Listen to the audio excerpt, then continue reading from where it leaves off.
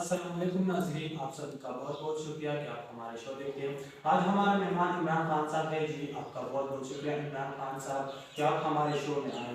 جی خان صاحب، آپ کو امریکہ کے بارے میں کیا بولنا چاہیں گے؟ دیکھیں، لوگ دعویٰ کرتے ہیں لا الہ الا اللہ، ہر مسلمان دعویٰ کرتا ہے، لیکن وہ بتوں کے سامنے جھک جاتا ہے۔ یہ سارے بت ہیں، خوف کا بت، پیسے کا بت، میں کا بت، یہ سارے بت ہیں کہ جی میں کیا اپنے نظریے سے پیچھے ہٹ جاؤں؟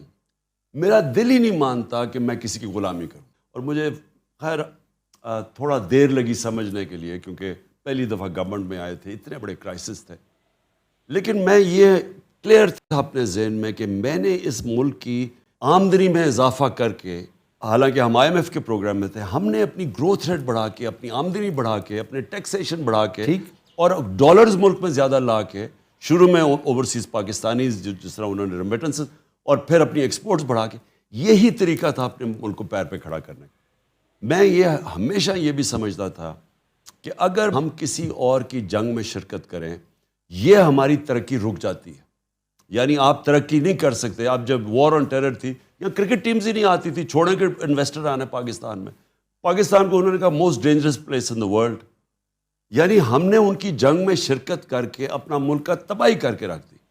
اور کیا ملا اینڈ میں پھر یہ کہتا ہوں، لیکن اپنی قوم سے پوچھتا ملا کیا ہمیں اسے؟ اور جھاڑے ڈو مور کا انہوں نے ذلیل کیا کہ جی یہ دوگلے ہیں، یہ ہیں۔ یعنی مجھے بحیثیت پاکستانی اتنی شرمندگی ہوئی۔ تو میں اینڈ میں یہ بات کہتا ہوں، میرے دل میں یہ بات ہے کہ آپ کمپرومائز کرتے رہیں ایک لمٹ تک۔ جدھر آپ یہ سمجھتے ہیں کہ آپ کا ضمیر ہی نہیں مانتا، میرا تو ایمان ہی نہیں مانتا کہ میں جا کے جی اس طرح کھڑا ہو جاؤں ان کے سامنے، ہندوستان کھڑا ان کے سامنے۔ ہاں، ہمارے اس وقت اکنامک سچویشن فریجائل ہے ہمارے زمانے میں، اب تو انہوں نے بیڑا غرق کر دیا نا۔ اب تو خیر اور بات ہے نا۔ ہمارے زمانے میں میں نے نیوٹرلز کو سمجھایا بھی تھا کہ یہ بڑی مشکلوں سے ہم نے اکانومی سنبھالی ہوئی، کیونکہ ایک کرونا آ گیا، کرونا کے آفٹر افیکٹس آ گئے، کموڈٹی سپر سائیکل آ گیا، انرجی کی قیمتیں بڑھ گئی۔ تو جب مجھے پتہ چلا سازش ہو رہی ہے، میں نے نیوٹرلز کو سمجھایا، شوکت ترین کو بھی بھیجا سمجھاؤ کہ دیکھیں اگر اس وقت آپ نے یہ سازش کو کامیاب ہونے دیا تو یہ سارا بکھر جائے گا۔ یہ بڑی مشکلوں سے ایک مارکیٹ کا آج کانفیڈنس ہے، اگر آپ نے ہلایا تو یہ سنبھال آپ نہیں سمجھیں گے۔ میں نے یہ ایگزیکٹلی میں نے کہا ٹیل سپن میں چلی جائے گی آپ کی اکانومی، کیونکہ ہمارے پاس اتنے ریزروز نہیں ہیں۔ جو آپ نے ہندوستان کی بات کی، ہندوستان کے پاس ریزروز ہیں، لیکن میں پھر بھی یہ سمجھتا ہوں کہ امریکہ سے میں جانتا ہوں ان سے کیسے بات کرنی ہے، میں ان کی سمجھتا ہوں سائیکی۔ امریکہ کبھی بھی جب وہ سمجھتا ہے نا کہ اپنے کوئی نیشنلزم اپنے انٹرسٹ کے لیے کھڑا ہے، وہ رسپیکٹ کرتے ہیں جی آپ جی کی۔ جی جی جب آپ ان کے پیر میں گرتے ہیں، جس طرح یہ چیری بلاسم، اگر آپ پھر سے پاکستان کا وزیر اعظم بنیں گے انشاءاللہ، تو آپ کا تعلقات امریکہ کے ساتھ کس طرح ہوگی؟ مطلب آپ کا رویہ کیسا ہوگا امریکہ کے ساتھ؟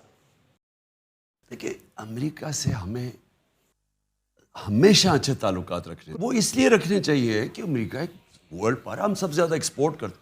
ہمارے جو سب سے امیر پاکستانی ہیں وہ امریکہ میں بیٹھے ہوئے ہیں، جو اوورسیز امریکہ کی جو پاکستانی کمیونٹی ہے وہ سب سے امیر کمیونٹی ہے پاکستانی۔ ٹرو۔ تو ہمیں تو ہمیشہ، لیکن دیکھیں اچھے تعلقات اور غلامی میں بڑا فرق جی ہے۔ جی جی جو وہ میرے سے چاہ رہے تھے نا، وہ غلامی چاہ رہے تھے کہ آپ روس نہ جائیں، آپ جی یہاں بیسز دے دیں۔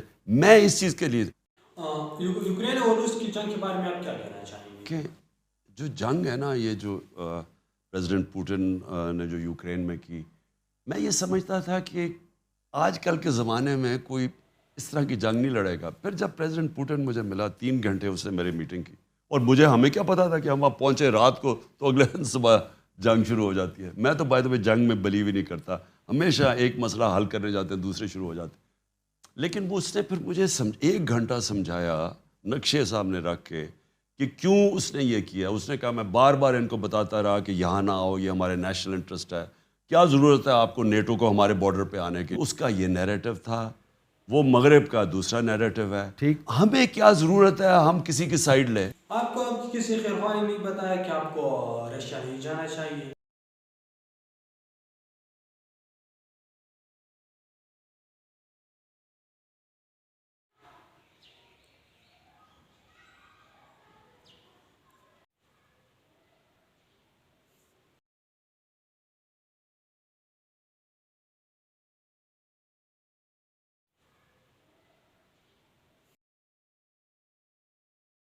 शरीफ आज दर दर ठोकरें खा रहे हैं, लोग कर्ज नहीं ले रहे, आप इस बारे में क्या ख्याल है? कि सारी एम्बेसीज़ हैं यहाँ और उनकी एम्बेसी से उनको पूरी रिपोर्ट जाती है।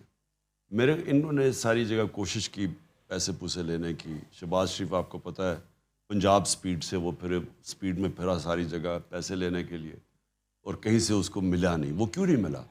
इसलिए नहीं मिला कि उन सारों को पता चल गया कि जब रजीम चेंज हुई तो पाकिस्तान की तारीख में कभी नहीं हुआ कि लाखों लोग सड़कों पर निकला है, ऐसा कभी हुआ ही नहीं है।